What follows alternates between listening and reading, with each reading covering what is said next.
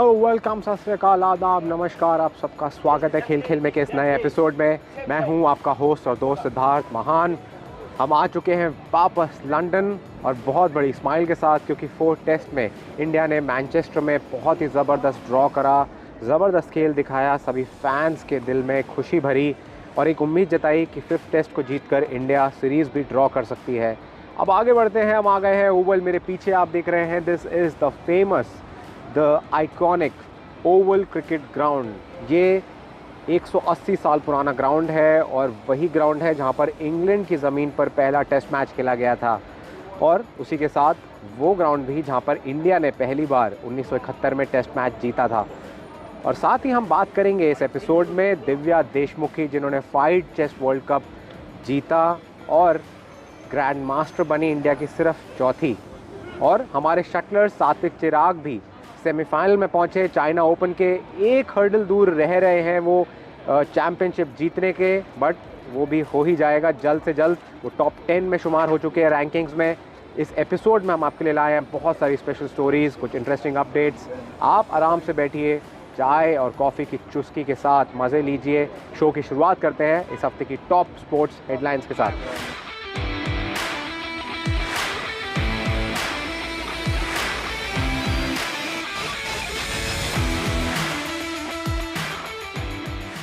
पांचवा टेस्ट चालू हो चुका है मेरे पीछे। इंडिया और इंग्लैंड का मैच खेला जा रहा है इसी ग्राउंड में और बहुत ही एक्साइटिंग शुरुआत हुई है। थोड़ी बारिश थी शुरू में, इंडिया के विकेट्स गिरे।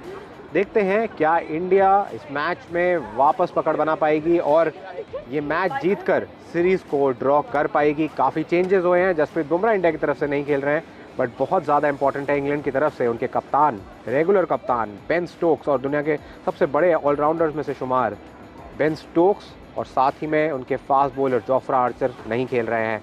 क्या इंडिया इन 2 प्लेयर्स की कमियों को इंग्लैंड को खिलाएगी, मैच जीतेगी? देखते हैं ये नेक्स्ट रिपोर्ट।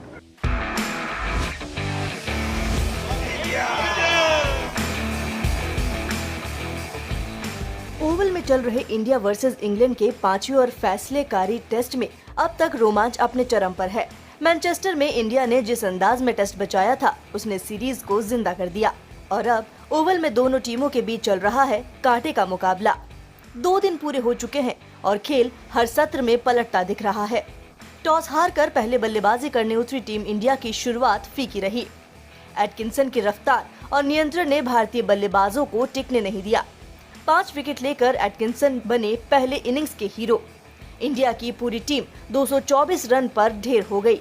इंग्लैंड ने शुरुआत तूफानी की। क्राउली और डकिट ने पहले 13 ओवर में बनाए 92 रन।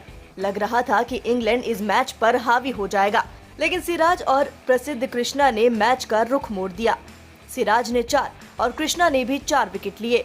इंग्लैंड 247 रन पर ऑल आउट, यानी इंडिया को सिर्फ 23 रन की बढ़त मिली।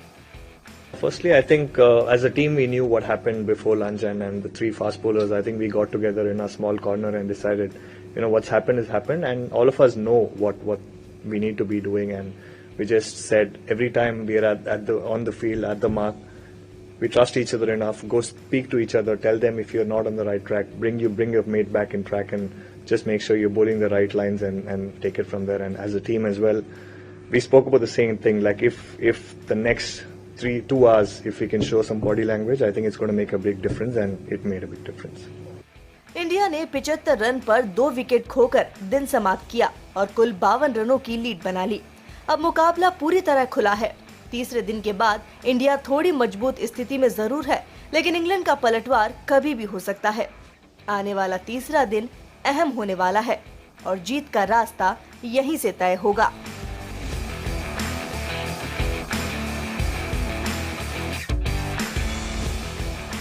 ये सीरीज़ बहुत ही स्पाइसी रही है, बहुत इंटेंस रही है।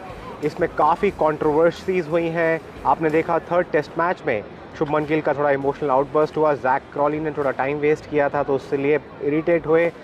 4th टेस्ट मैच के एंड में बेन स्टोक्स ने ड्रॉ के लिए हाथ आगे बढ़ाया, बट इंडिया ने कहा नहीं, हमारे प्लेयर्स के शतक भी ज़रूरी हैं। 5वें टेस्ट से जस्ट पहले गौतम गंभीर और यहाँ के पिच क्यूरेटर के बीच थोड़ी बहस हुई।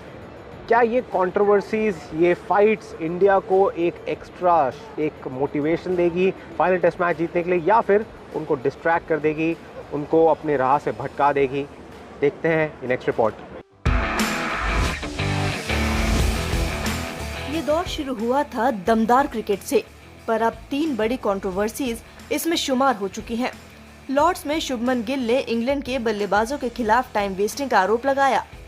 फिर 4th टेस्ट मैनचेस्टर में रविंद्र जडेजा की बल्लेबाजी ने टीम इंडिया को मजबूत स्थिति में पहुंचाया, लेकिन उसी मैच के बाद शुरू हुई बहस, जब स्टोक्स ने ड्रॉ का इशारा करते हुए हाथ मिलाने की कोशिश की, जबकि क्रीज पर थे 2 सेट भारतीय बल्लेबाज रविंद्र जडेजा और वॉशिंगटन सुंदर, जो अपने शतक के करीब थे।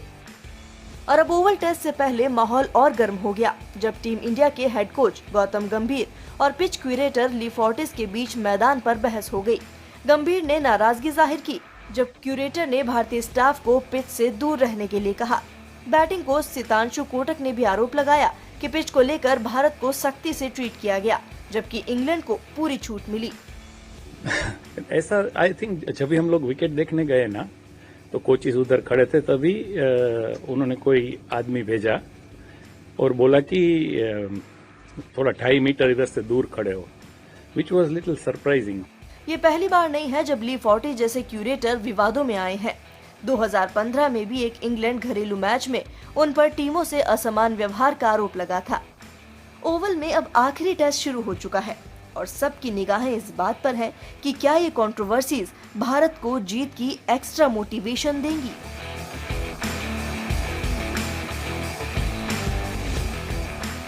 मेरे पीछे आप देख सकते हैं ये ओवल क्रिकेट ग्राउंड की मेन एंट्रेंस है। मैं आपको एक हल्का सा दृश्य पूरा दिखाता हूँ यहाँ का। बहुत ही आइकॉनिक ग्राउंड है, नॉट जस्ट फॉर क्रिकेट, बहुत सारे अन्य स्पोर्ट्स की भी यहाँ पर मैचेस खेले गए हैं।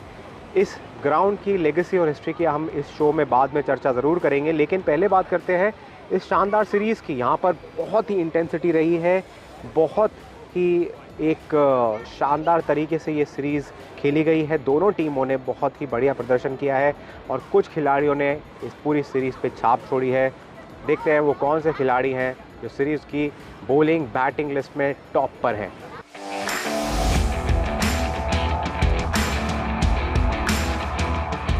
India versus England test series का स्टार खिलाड़ी कौन?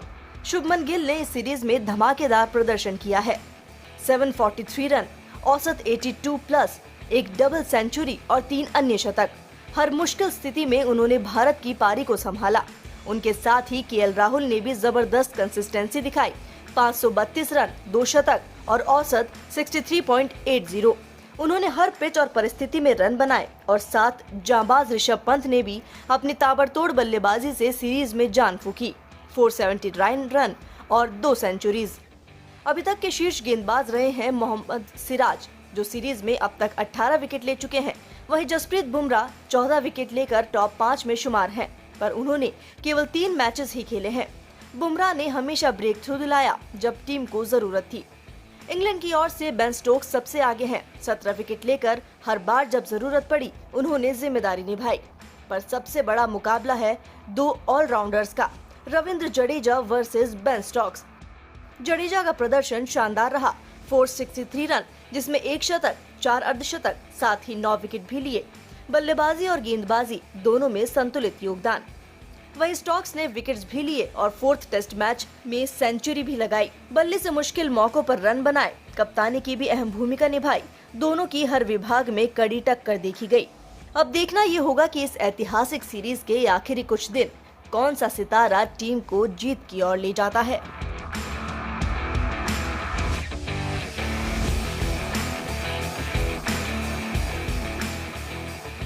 बात करते हैं हमारी चेस चैंपियन दिव्या देशमुख की, जिन्होंने फाइड वर्ल्ड कप जीता।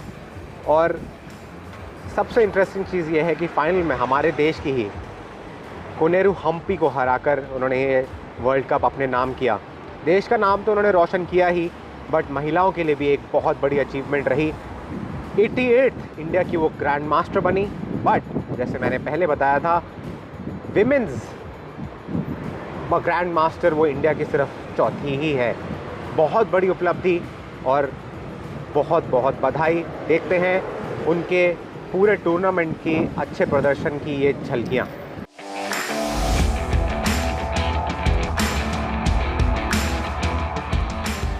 दो 2025 का FIDE वुमेन्स वर्ल्ड कप और भारत की दिव्या देशमुख ने रचा इतिहास। बतूमी, जॉर्जिया में हुए इस टूर्नामेंट के फाइनल में दिव्या ने भारत की दिग्गज खिलाड़ी कोनेरू हम्पी को रैपिड टाई ब्रेक्स में हराकर खिताब जीत लिया। इस जीत के साथ दिव्या बनी भारत की पहली महिला खिलाड़ी जिन्होंने वुमेन्स वर्ल्ड कप जीता और अब वे बन चुकी हैं देश की 88th ग्रैंड मास्टर, केवल चौथी भारतीय महिला जिसने ये उपलब्धि हासिल की। लेकिन ये जीत आसान नहीं थी। दिव्या ने सेमीफाइनल में वर्ल्ड नंबर 1 हाओ यूफान को भी मात दी थी।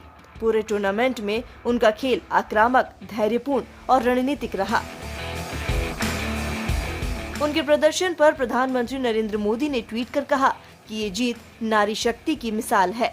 उद्योगपति आनंद महिंद्रा और देश भर के प्रशंसकों ने भी दिव्या को बधाई दी।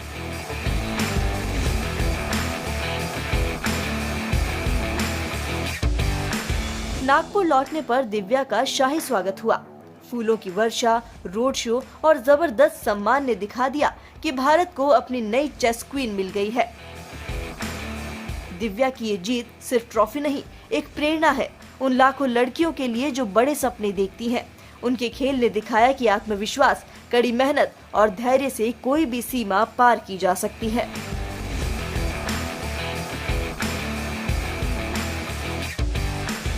मेरे पीछे आप देख रहे हैं सारे क्रिकेट काउंटी का लोगो और उसी के साथ यहाँ पर आप चित्र देख रहे हैं सैम करन, जो कि इंग्लैंड के काफ़ी बड़े क्रिकेटर रहे हैं और आपने उन्हें IPL में भी देखा होगा। इस दीवार पर इंग्लैंड क्रिकेट की एक और आइकन की फ़ोटो है, एलिस कैप्सी, जो कि सरे काउंटी की एक और क्रिकेटर हैं। मैं आपको इस पूरे शो में कुछ झलकियाँ दे रहा हूँ इस ग्राउंड के बाहर के दीवारों की, लेगेसी, हिस्ट्री और कुछ स्पेशल स्टोरीज़ की, यहाँ के म्यूज़ियम की भी बात करते हैं। अभी हमारे डबल्स शटल जोड़ी सात्विक चिराग, जो कि चाइना ओपन के सेमीफाइनल में हार गए, लेकिन उनके लगातार सेमीफाइनल्स और फाइनल्स में पहुंचने के कारण वो टॉप 10 वर्ल्ड रैंकिंग्स में वापस आ गए हैं। देखते हैं नेक्स्ट रिपोर्ट, उनके चाइना ओपन की कहानी और क्या कमी रह रही है जिसके कारण वो लास्ट हर्डल्स पार नहीं कर पा रहे हैं। देखिए।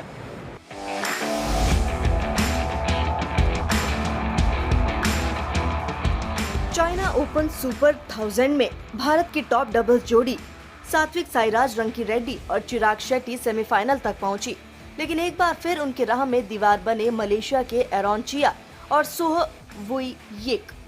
सीधे गेम्स में हार और ये लगातार 10वीं हार थी इसी जोड़ी के खिलाफ, लेकिन दोनों ने टॉप 10 रैंकिंग्स में जगह बना ली है अपनी कंसिस्टेंसी की बदौलत। इसी के तुरंत बाद शुरू हुए मकाऊ ओपन सुपर 300 में भी डबल्स में निराशा रही।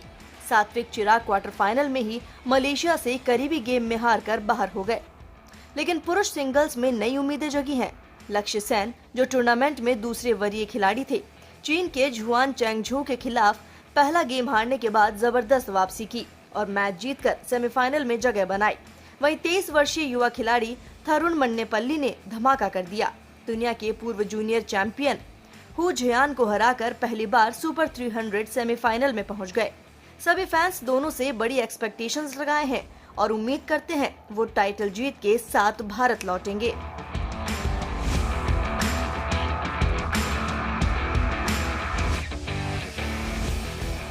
इस पूरे इंग्लैंड टूर पर हमने आपको अलग अलग ग्राउंड्स की खास कहानियां सुनाई, लेगेसी बताई, उनकी हिस्ट्री बताई।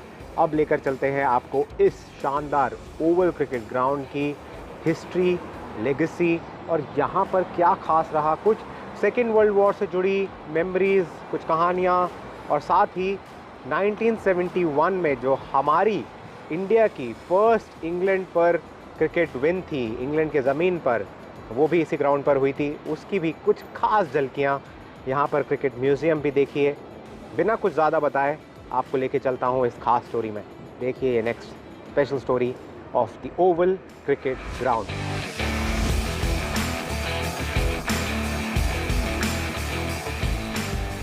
क्रिकेट का इतिहास अगर किसी एक मैदान की दीवारों में बसता है तो वो है द ओवल। 1845 में बना ये मैदान सरी काउंटी क्रिकेट क्लब का घर है और यहीं से शुरू होती है एक शानदार विरासत। 1971 में भारत ने यहीं इंग्लैंड को हराकर पहली बार टेस्ट सीरीज अपने नाम की। अजीत वाडेकर की कप्तानी, चंद्रशेखर की फिरकी और गावस्कर सरदेसाई की बल्लेबाजी ने इतिहास रच दिया। ओवल म्यूजियम में आज भी उस ऐतिहासिक पारी की यादें जिंदा है। खिलाड़ियों के दस्तखत किए हुए बल्ले, पुरानी कैप्स और टीम की तस्वीरें, पर खास है बेला द एलिफेंट की तस्वीर, जो उस वक्त भारत की इंग्लैंड की जमीन पर जीत का एक सिंबल बन गया। लेकिन ओवल की कहानियां सिर्फ मैदान तक सीमित नहीं। वर्ल्ड वॉर सेकंड के दौरान ये मैदान एक प्रिजनर्स कैंप के लिए भी यूज किया गया। म्यूजियम में आज भी मौजूद है उस दौर के कुछ दुर्लभ वर्ल्ड वॉर सेकंड से जुड़ी फोटोज, जो स्टेडियम के विविध इतिहास को दर्शाती हैं। और हाँ, ओवल म्यूजियम में एक सेक्शन ऐसा भी है जहां विजिटिंग लोग खुद इंग्लैंड के खिलाड़ियों की हेलमेट पहनकर जान सकते हैं कि कैसा महसूस होता है किसी महान विरासत का हिस्सा बनना। म्यूजियम में लगी ट्रॉफियां, पुराने स्कोर कार्ड्स सब मिलकर एक ऐसा अनुभव देते हैं जो आपको समय में पीछे ले जाते हैं। ओवल ग्राउंड हमें याद दिलाता है कि क्रिकेट सिर्फ एक खेल नहीं, वो इतिहास, संघर्ष और गौरव से भरा एक जीवंत सफर है। और भारत की पहली इंग्लैंड में जीत हो या WWII की परछाइयां, ये मैदान सब कुछ अपने अंदर समेटे हुए है।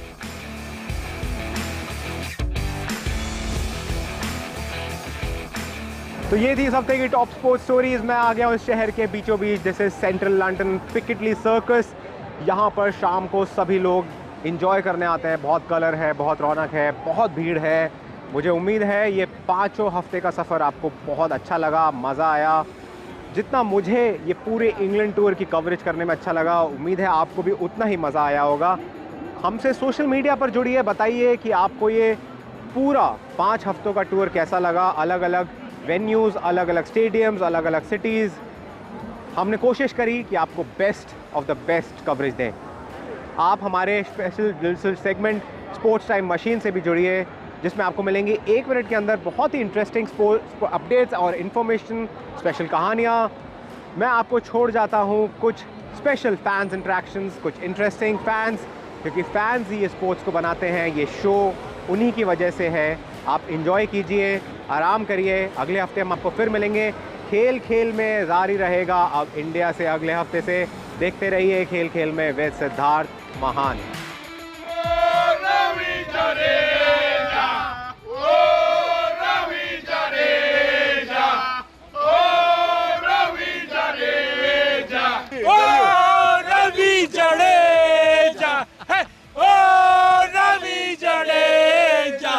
Love India. Yeah. Always India. Yes, boy. Yes. India! India! Boom! Boom!